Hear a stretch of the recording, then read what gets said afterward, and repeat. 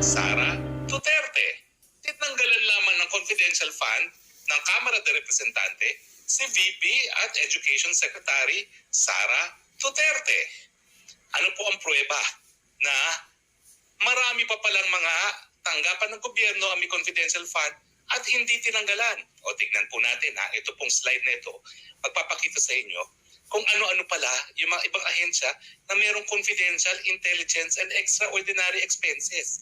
Yan po yung tawag dyan. Aba, nangunguna sa listahan natin ang Kamara de Representante. O ito po ha, basahin natin. Confidential, intelligence, and extraordinary expenses. Extraordinary and miscellaneous expenses. Under one line po yan. 1.6 billion. O di ba?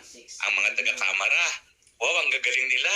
Linipat daw nila ang confidential fund ni VP Sara sa mga ahensya na nakikipaglaban sa West Philippine Sea. E ang tanong, paano po yung 1.6 billion ng Kamara de Representante? Para saan naman yung confidential, intelligent, extraordinary expenses ng Kamara de Representante? Gaya din ba kayo ng Coast Guard? Gaya din ba kayo ng Navy? Ako nga nagtataka ako, bakit mo bibigyan ng intelligence funds ang Coast Guard at saka ang Navy para sa West Philippine Sea? Bakit? Magbibigay ba sila sa mga assets ng mga Chino? Meron ba sila mga assets na Chino na bibigyan ng intelligence funds?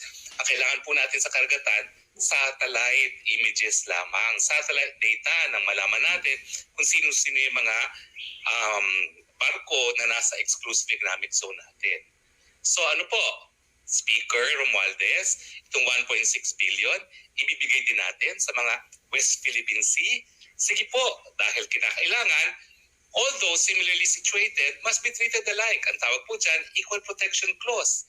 So tanggalin po natin ang 650 ng Vice President and Education Secretary, pero ilipat din natin yung 1.6 billion ng House of Representatives na confidential, intelligence, extraordinary expenses, extraordinary and miscellaneous expenses. Now, alam ko po, sumagot na yung Congresswoman Kimbo. Now, ang sabi daw niya, iba daw ang miscellaneous, extraordinary and miscellaneous expenses. Iba po, kasi ako naging kongresista. Alam niyo ba? Okay? 2 taon naman po ako naging kongresista. Ang extraordinary and miscellaneous expenses, kahit anong expenses yan, ang pagkakaiba, for purposes of liquidation, pipirma ka lang ng certificate. Totoo po yan. Inaamin ko po yan. O yan, siguro hindi makakaila naman ni Congresswoman na Kimbo, no? Pirma lang po yan. Certification na ginastos ng congressman yan. O, ibig sabihin, mas matindi po yan kaysa sa confidential fund. Kasi sa confidential funds, ang dami mong liquidation na kinakailangan talaga, i-liquidate mo. Pero ang extraordinary po, wala na pong liquidation lang. Certification na ginastos. Yan lang po yung pinipirmahan ng mga kongresista. Alam ko po yan, 2 taon akong pumirma niyan. So, wala na po tayong paligoy-ligoy. Personal knowledge ko na po yan bilang dating kongresista. Mas malala po yan kaysa confidential fund. Mas walang control. So, ang gagaling ng ating mga kongresista, 1.6 billion ngayon ang maililipat sa MOOE ng mga lumalaban sa West Philippine Sea. Palakpakan natin ang mga magagaling na kongresista. Ano? Yung kay BP Sara lang nilipat nyo, hindi sa inyo? Bakit ganun? Hindi ba dapat patas? Hello, Speaker Romualdez. Kinakailangan, para maniwala ang tao na ipagtanggal mo ng confidential fund ay hindi dahil sa politika, tanggalin mo rin yung nakalaan para sa Kamara de Representante. Now, siyempre, pinakamalaking confidential fund, ang presidente ng Pilipinas. Tumataginting na 2 billion. Ang tanong, bakit ang Office of the President, confidential expenses 2.250, extraordinary miscellaneous expenses 23,525, and intelligence expenses 2,310? Hindi ba natin pwedeng idiretso na yung mga confidential at intelligence expenses sa NICA, sa Navy, sa Armed Forces of the Philippines?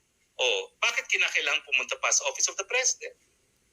So, Speaker of the House, Martin Romualdez, ilipat na rin po natin itong tumataginting na 4.5 billion Intelligence and Confidential Fund ng Presidente, ilipat na rin po natin sa hukbong sandatahan ng Pilipinas, sa Philippine Coast Guard, at sa iba't iba pang mga ahensya na sumasabak sa West Philippine Sea. Siguro pambili na lang natin ng mga additional barko yan kung yan talagang gusto. Ang sinasabi ko lang po dapat patas ang trato sa lahat. Kasi kapag tinutukan mo lang at pinuruhan mo lang ang Vice President, politika. Tinatanggalan mo ng pondo ang potential na kalaban. Now, siyempre, hindi magpapahuli ang Senado.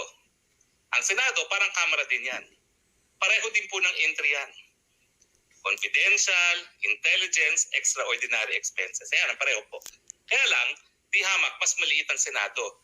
331 million. Pero kung tutuusin po, yung 331 million na confidential, intelligence, extra expenses, extraordinary miscellaneous expenses, mas maliit naman po yan sa 150 na linaan para dun sa Education Secretary. Although, mas malakiit siya compared dun sa 500 ng Vice President. Pero kukumpira po natin, ibalik natin sa Presidente. Bakit ang Vice President 500 million lamang, pero ang Presidente sa confidential fund alone 2.3 billion. Di ba pareho naman silang executive branch of government? Bakit ang Speaker of the House tinanggalan sa Vice President, hindi tinanggal yung sa President? Dahil magpinsan o dahil banta sa 2028 ang Vice President? Malinaw na po mga kababayan na hindi po kami nag-iimbento. Yan po ay nanggaling sa mga pahina ng General Appropriation Bill. Okay? Na didiscuss ngayon ng Kamara de